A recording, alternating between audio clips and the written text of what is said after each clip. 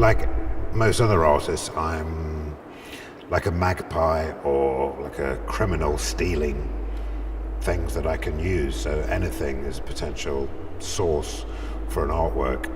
And the history of art is this absolute wealth of visual information that can be used.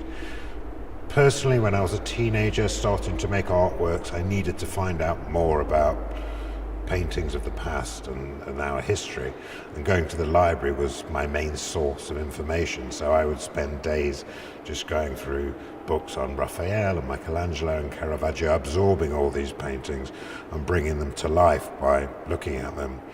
So when it comes to making my artworks, it just seems to make sense to go back to these people who created the best images that they were. They were the masters at turning life into image. Over the years, it's become apparent to me that my main interest is the image, the way that we make pictures of the world and the way that those pictures influence or change the way that we see the world. So that slippery relationship between the world and the image, that for me I think is my main interest.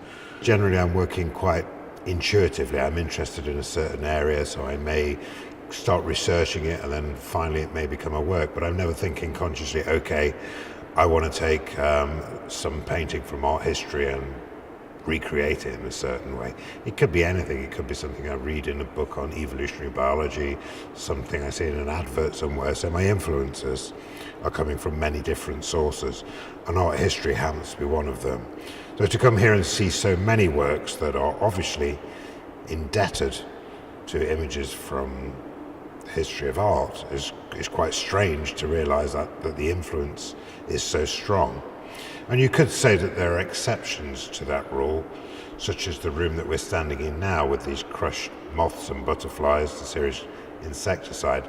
But I remember when I was making these works, I had probably about 30 or 40 reproductions of Elizabethan paintings pinned on my wall, and I was using them as reference material because they were very richly embroidered flat surfaces with very overall lighting. That's the Elizabethan paintings, and the images that I'm working on were designed to be quite similar in that way. The light of a scanner is very flat. The images have been squashed onto a scanner, so they're all also very flat, and they're embroidered with this incredible amount of texture and detail. So again, they were, although not obviously, influenced by the history of art. It's strange and intriguing to come and see all these works that you've chosen and to see that the influence is that strong.